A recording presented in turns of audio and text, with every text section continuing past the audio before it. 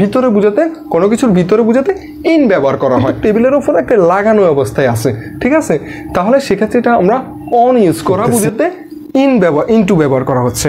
আর clear কিনা? Hour house অর্থাৎ কি যে প্লেনটা প্লাই করতেছে অর্থাৎ কি মানে আমার উপরে মানে কি মাথার উপরে যে প্যানটা রয়েছে সেটা স্থির অবস্থায়। Live at Gulshan in Dhaka. আসসালামু আলাইকুম, মামুস ইংলিশ কেয়ার আপনাকে স্বাগতম। আজকে আমরা প্রিপোজিশন নিয়ে আলোচনা করব। এর আগে আমি প্রিপোজিশন নিয়ে আলোচনা করেছি, আপনারা ওই ভিডিওগুলো দেখার পরে এই ভিডিওটি দেখুন, তাহলে আপনাদের সবচেয়ে বেশি হেল্পফুল হবে। So let's start now. দেখুন, প্রিপোজিশন আমাদের সবচেয়ে বেশি হেল্পফুল হবে, একটা সেন্টেন্স বড় করার ক্ষেত্রে সবচেয়ে বেশি হেল্প করে। আমরা আসি প্রিপোজিশনের ক্ষেত্রে। দেখুন, আমরা এই প্রিপোজিশন দেখুন, কোনো একটা সাপোজ মনে করে একটা বস্তুর উপরে কোনো কিছু উপরে লেগে অবস্থায় অর্থাৎ কি এখানে লেগে লাগানো অবস্থায় থাকলে তাহলে সেক্ষেত্রে অন ইউজ করতে হবে। কি ইউজ করতে হবে? অন ইউজ করতে হবে।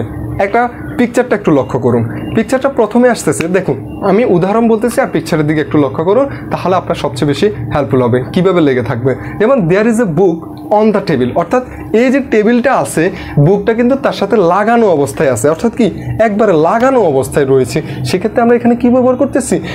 অন ব্যবহার করতেছি। আরও একটা লক্ষ্য করুন, যেমন দেখুন there is a dog on the table, অর্থাৎ যে টেবিলের উপর ডগটা রয়েছে, দেখুন একটু লক্ষ্য করুন, ডগটা কিন্তু টেবিলের উপর একটা লাগানো অবস্থায় আছে, ঠিক আছে, তাহলে সেক্ষেত্রে এটা আমরা অন ইউজ করতেছি। আরও একটা লক্ষ্য করলে আপনি আরও ভালো করে বুঝতে পারবেন। There is a fan on the table, অর্থাৎ কি এই পেন অর্থাৎ কি কলমটা যেটা আছে সেটা টেবিলের উপরে লাগানো অবস্থায় আছে, অর্থাৎ কি বস্তুটার উপরে কোনো কিছু লাগানো অবস্থায় কোনো কিছু থাকা অবস্থায়, তাহলে সেক্ষেত্রে উপরে বুঝাতে অন ইউজ করতে হবে। ক্লিয়ার? এরপরে আসি অর্থাৎ এক্ষেত্রে তো আমরা লাগানো অবস্থা থাকলে অন ইউজ করব। এখন আসি আমরা কোনো কিছু বাইরে থেকে ভিতরে, অর্থাৎ কি বাইরে থেকে কোনো কিছু আসি একটার উপর বসছে, বাইরে থেকে একটা কি আসি বসছে, অর্থাৎ কি জাম্প করে, অর্থাৎ কি দ্রুত গতিতে আসি বসছে, তাহলে সেক্ষেত্রে আমরা কি ইউজ করব? অন টু ইউজ করব। অর্থাৎ কি এখন একটু লক্ষ্য করুন পিকচারটা দিয়ে একটু উদাহরণ দিচ্ছি আরও ভালো করে বুঝে। The cat jump on to the table, অর্থাৎ কি এই যে জাম্প করতেছে অর্থাৎ কি নিচ থেকে আসে উপরের দিকে উঠতেছে, অর্থাৎ কি জাম্প করে উপরে আসি সে বসতেছে, তাহলে সেক্ষেত্রে অন টু হবে। ঠিক আছে, গতি অবস্থায় আসি একটা জায়গাতে বসতেছে, ঠিক আছে, টেবিলটা একটু লক্ষ্য করুন, তাহলে আপনি বুঝতে পারবেন তাহলে অন টুটা কেন ইউজ করতেছে, কেন ইউজ হচ্ছে, আশা করি বোঝা গেল। এখন আসি আমরা অন তো গেল, এখন আসি আমরা দেখুন যদি কোনো কিছু অর্থাৎ কোনো কিছু ভিতরে এভাবে অর্থাৎ কোনো কিছু ভিতরে প্রবেশ করা বুঝাতে অর্থাৎ কি ভিতরে প্রবেশ করা বুঝাতে আমরা ইন টু ইউজ করি। এখন এটা কিভাবে একটু উদাহরণগুলো লক্ষ্য করলে বুঝতে পারবেন। উদাহরণটাতে দেখুন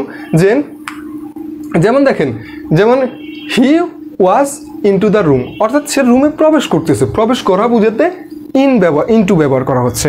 আর ক্লিয়ার কিনা? যেমন আমি আরও একটা জিনিস বলি, the childs come running into the school, অর্থাৎ কি যে চাইল্ডগুলো আছে সেগুলো আসতেছে দৌড়ে আসতেছে, কোথায় প্রবেশ করতেছে? স্কুলে প্রবেশ করতেছে। অর্থাৎ ইনটুটা কেন ব্যবহার করা হচ্ছে এটা আশা করি বুঝতে পারছেন। ইনটুটা হবে প্রবেশ করা অর্থে, অর্থাৎ প্রবেশ করতেছে, সেক্ষেত্রে কি ইউজ করা হচ্ছে? ইনটু ইউজ করা হচ্ছে। এরপরে আমরা আসি অর্থাৎ সবচেয়ে বেশি কনফিউশন তৈরি করে, যেমন কোনো কিছুর ভিতরে বুঝাতে ইন ইউজ করা হয়, ঠিক আছে, ভিতরে বুঝাতে ইন ইউজ করা হয়। এখন সেটা কিভাবে? এখন আবার ভিতরে বুঝাতে ভিতরে সাপোজ এটার ভিতরে আরও একটা কিছু আছে, তাহলে সেক্ষেত্রে আমরা কি ইউজ করব? এট ইউজ করতে হয়। অর্থাৎ আপনি হয়তো বুঝতে পারতেছেন না। এখন আসি আমরা উদাহরণ দিলে আরও ভালো করে বুঝতে পারবেন। পিকচারটা লক্ষ্য করুন আর উদাহরণগুলো একটু খেয়াল মনোযোগ সহকারে শোনার চেষ্টা করুন, বুঝার চেষ্টা করুন, তাহলে বুঝতে পারবেন। যেমন দেখেন, আমি যদি বলি আমি বাস করি কোথায়? ঢাকাতে, ঠিক আছে, আই লিভ ইন ঢাকা, ঠিক আছে, মানে কি বড় স্থান বোঝাচ্ছে, মানে কি অর্থাৎ ভিতরে বুঝাচ্ছে, অর্থাৎ ঢাকার মধ্যে তো আমি বাস করি, ঠিক আছে, ভিতরে বুঝাতে কোনো কিছুর ভিতরে বুঝাতে ইন ব্যবহার করা হয়, ঠিক আছে, বড় স্থান। এখন আসি এখন আমি ঢাকার মধ্যে কোথায় অবস্থান করতেছি, সাপোজ আমি গুলশানে অবস্থান করতেছি। পিকচারটা একটু লক্ষ্য করুন, যেমন দেখেন আমি যদি পিকচার, তাহলে ঢাকার তুলনায় গুলশানটা ছোট হবে, ঠিক আছে, কিন্তু তার মানে ঢাকার ভিতরে তো গুলশানের অবস্থান, তাই না? তাহলে আমি এখন এখানে কি ব্যবহার করব?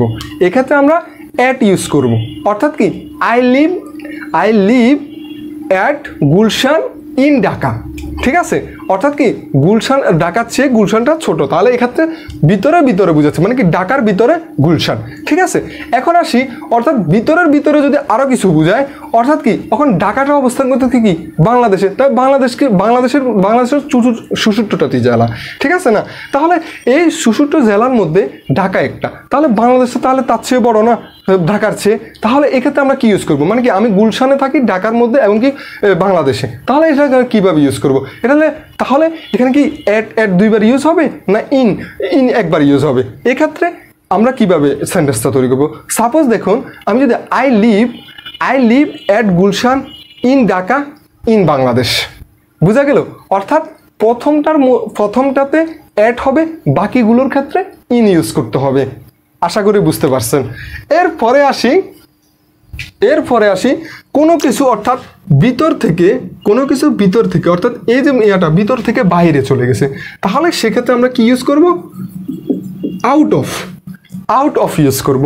যেমন দেখুন, আমরা একটু উদাহরণ দিলে ভালো করে বুঝতে পারবেন।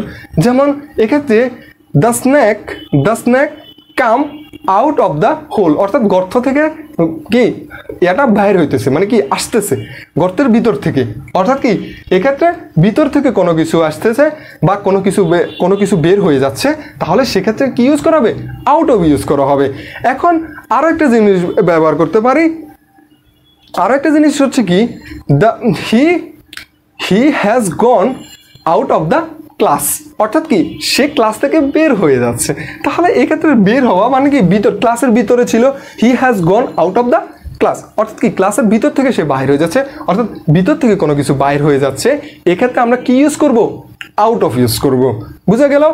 এরপরে আসি আমরা, অর্থাৎ যে বস্তুটা রয়েছে, অর্থাৎ এই বস্তুর উপরে, সেক্ষেত্রে আমরা কি ইউজ করি? অ্যাবভ অথবা ওভার ইউজ করি উপরে বুঝাতে, অর্থাৎ কি এই যে বস্তুটা রয়েছে তার উপরে বুঝাতে ওভার অথবা অ্যাবভ। এক্ষেত্রে আমাদের কনফিউশন তৈরি হয়, কীভাবে কোন সময় অ্যাবভ ইউজ করব, কোন সময় ওভার ইউজ করব। এখন আসি, একটা উদাহরণটা লক্ষ্য করুন। উদাহরণটা মানে অ্যাবভ হচ্ছে কোনো উপরে বুঝাবে কিন্তু স্থির অবস্থায় থাকবে, ঠিক আছে, উপরে বুঝাবে কিন্তু স্থির অবস্থায় থাকবে, তাহলে সেক্ষেত্রে আমরা কি ব্যবহার করব? অ্যাবভ ইউজ করব। অ্যাবভ একটু মানে উদাহরণটা একটু লক্ষ্য করুন, তাহলে ভালো করে বুঝতে পারবেন। যেমন দেখুন, উদাহরণে দেওয়া আছে কি the ceiling is above my head, অর্থাৎ কি যে সিলিংটা অবস্থান করতেছে সেটা আমার উপরে। এটাও যদি না বুঝুন, একটা লক্ষ্য করুন, the fan is above my head, অর্থাৎ কি যে ফ্যানটা রয়েছে সেটা কিন্তু স্থির অবস্থায় আছে, মানে আমার উপরে, মানে কি মাথার উপরে যে ফ্যানটা রয়েছে সেটা স্থির অবস্থায় আছে, কিন্তু ঘূর্ণয়মান হলে কিন্তু স্থির উপরে, ঠিক আছে। এখন আসি আরও একটা জিনিস, আরও একটা উদাহরণ, অ্যাবভের আরও একটা উদাহরণ লক্ষ্য করুন। যেমন দেখো, the light is above the table, above the table, the light is above the table, অর্থাৎ কি এই লাইটগুলো যে রয়েছে উপরে, অর্থাৎ কি টেবিলটার উপরে রয়েছে লাইটগুলা, বোঝা গেল? তাহলে অর্থাৎ কি স্থির অবস্থায় আছে কিন্তু উপরে। এখন এবার আসি আমরা ওভারের ক্ষেত্রে, উপরে বুঝাবে কিন্তু গতিশীল অবস্থায় থাকবে, কি থাকবে? গতিশীল অবস্থা থাকবে। যেমন দেখুন, the plane flies over our house, অর্থাৎ কি যে প্লেনটা ফ্লাই করতেছে, অর্থাৎ কি উপর দিয়ে যাচ্ছে, অর্থাৎ কি সেটা গতিশীল অবস্থায়, ঠিক আছে। The plane flies over our house, মানে কি এটা উপর দিয়ে যাচ্ছে, গতিশীল কিন্তু উপরে বুঝাচ্ছে, ঠিক আছে। এরপরে আসি আরও একটা জিনিস, the dog jumps over the fancy, অর্থাৎ যে বেড়াগুলো আছে সেটার উপর দিয়ে যাচ্ছে, মানে কি ওভার মানে ফার হয়েছে আর কি। তাহলে এক্ষেত্রে আমরা কি ব্যবহার করব? উপরে বুঝাতে কিন্তু গতিশীল অবস্থায়, তাহলে সেক্ষেত্রে আমরা কি ব্যবহার করব? ওভার ইউজ করব। আশা করি তোমরা সবাই বুঝতে পারছো। তো তোমরা এতক্ষণ আমার সাথে থাকার জন্য অসংখ্য ধন্যবাদ। যদি আপনার যদি ভিডিওটি ভালো লেগে থাকে, অবশ্যই আমার চ্যানেলটিকে সাবস্ক্রাইব করুন এবং বেশি বেশি এটা বন্ধুদের মাঝে ছড়িয়ে দিন। See you next time. আসসালামু আলাইকুম।